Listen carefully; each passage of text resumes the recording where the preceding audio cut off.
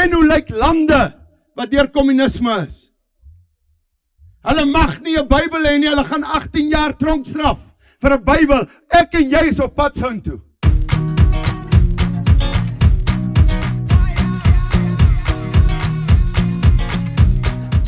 Ek het in China 9 keer nou al Bybels ingesmokkel. Ek het in Noord-Korea vir Kim Jong-un, hy kortman, ek het vir hom 'n Bybel gevat. God het my gechallenge en ek het dit gedoen. Ek ken hierdie dinge. Ek ken hoe lyk lande wat deur kommunisme is. Hulle mag nie 'n Bybel hê nie, hulle gaan 18 jaar tronkstraf vir 'n Bybel. Ek en jy is op pad soontoe. Ek is reeds aangekla omdat ek op Facebook sê, gebed genees. Nou wat nou?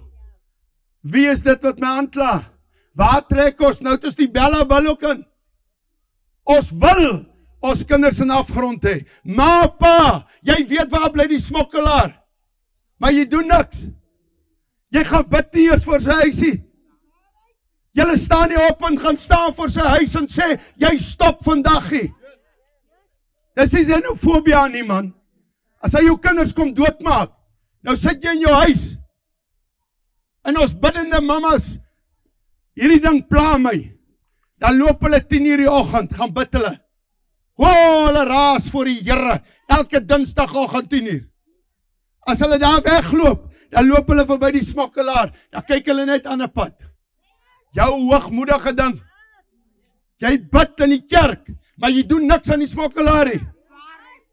Ons wil nie praat met die ou wat drank smokkel nie. Ons wil nie die polisman wat cho uithaal nie. Ek vra julle om my te bel. Hoor vandag, mense, ons moet draai na God toe. Môre is te laat. Maar vandag wil ek vir jou kom sê, hierdie Jesus wil vandag jou kanker uithaal. Voorlaas jaar kry ek kanker en die dokter sê, melanoom, ek het 6 weke oor om te lewe. Toe ek by die dokter kom en Bloemfontein toe sê, hulle het 'n mistake gemaak, jy het eintlik 4 weke oor. Ek smile vir hom en ek lag. Hy sê, is jy nie lekker nie? Hoekom lag jy? Ek sê, luister, het jy geweet hoe baie moeilikheid, hoeveel keer moet ek nog my kat kos koop? As ek kan hemel toe gaan, as ek vry van die kat se kos koop. Ek sê, en as ek hier bly, dat God my genees. So ek is opgewonde. En weet jy wat? 'n maand daarna land ek in Roemenië. En ek gaan deur bosse tot in Oekraïne. Ek en my seun. En ek gaan red babas en kinders tussen die bomme deur.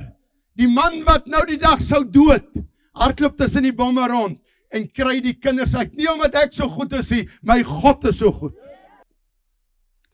Weet jy waar is Bakhmut? Hulle sê dit is die ergste oorlog in die hele lewensgeskiedenis van die wêreld.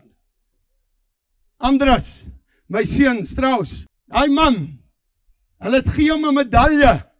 6 maande, dan gaan hy in hierdie plek in. Hulle is 14 voertuie. Na 6 maande toes 13 voertuie almal doodgeskiet. Nog net hy en 2 ouetjies bly. Ek besluit toe ek wil aan my laaste oomblikke van my seun beleef. Ja, gaan toe ook maar hoor. Maar my vrou sê, jy kom nie sonder hom nie. Nou moet jy weet, kom ek sonder die kind, dood uit daai kant, dood ek hierdie kant. Dis 'n lelike storie. Ons is 'n snaakse familie. Maar hoor gou mooi, ek kom daar, oor die 300 kinders het hy uitgehelp. En ek help hom verder.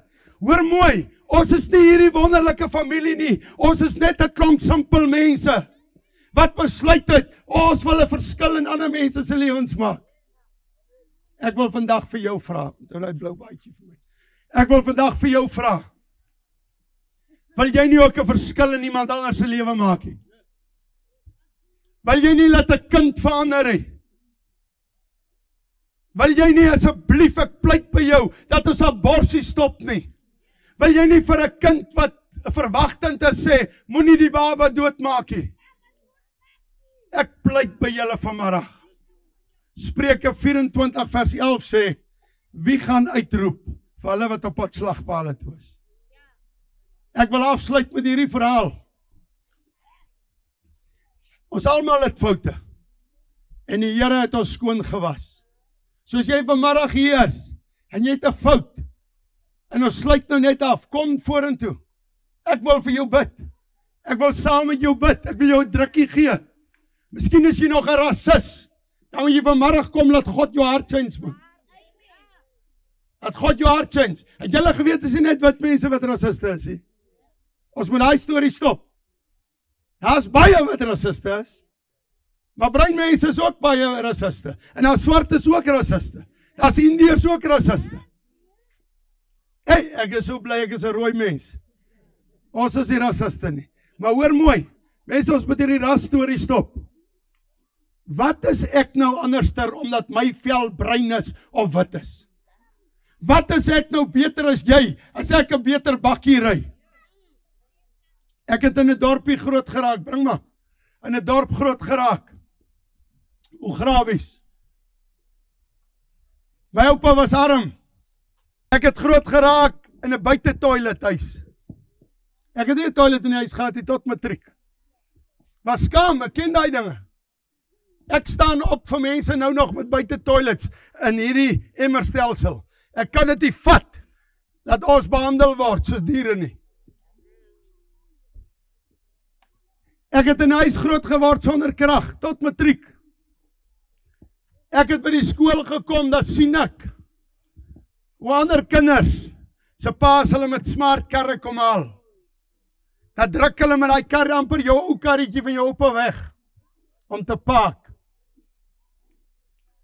Kyk maar 'n bietjie deesdae hierdie 18-jariges wat uit sy pa se bakkie uitklim.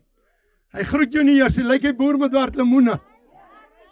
Sis man, as jy op jou pa se rug so ry. Ek ken hierdie ding, hoe arm is vertrap is. Ek wil vir jou een ding sê, en ek kom by die Here twee jaar terug. Ding is 2 jaar terug. Nou kan jy die storie mooi hoor vandag. 2 jaar terug. En ek bid. En ek sê, Here, en terwyl ek bid, sê die Here, hier kom groot hongersnood oor Suid-Afrika. Hy's nog op pad, as ons nie draai nie. Daar gaan slaap al 12 miljoen mense in Suid-Afrika aan die honger. Ons kry swaar. Dit gaan moeilik. Ek kom by daai mense uit, terwyl ander dik eet. Nou hoor hier, ek bid, en die Here sê, daar kom hongersnood. Ek sê, Here, en ek moet dit gaan vertel. Ek sê, Here, hierdie Suidlanders en al hierdie klomp vertel ook sulke goed. Ek wil nie deel wees van hierdie biefblik brigade nie, wat biefblikkies by mekaar maak nie. En ek sê, Here, laat iemand vir my 'n klein mieliemeeltjie persent gee. Dan weet ek, dis van God. En dan sal ek dit doen. Ek stap uit my gebedskamer uit. Toe bel jy my. Weet jy of jy kan onthou nie. En jy sê vir my, jy het so 'n mieliemeel dingetjie. Wat jy wil hê ek moet net toets.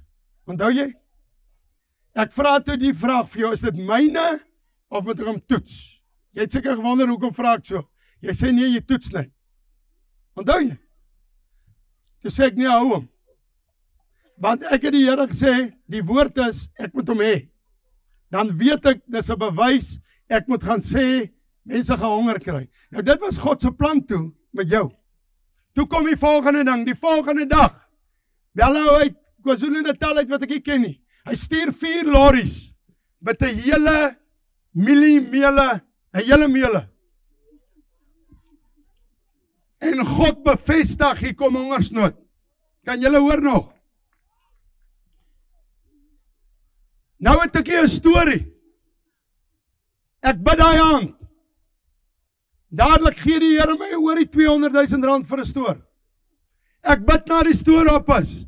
Die Here gee my 80.000 rand laat die vloer kan kom. Hierdie meele wat ek gekry het, is stikkend. Die mense wat meele bou, sê bring hom. En hulle kom sit hom by my in, met elektroniese ingenieurs, en hulle bou die hele ding.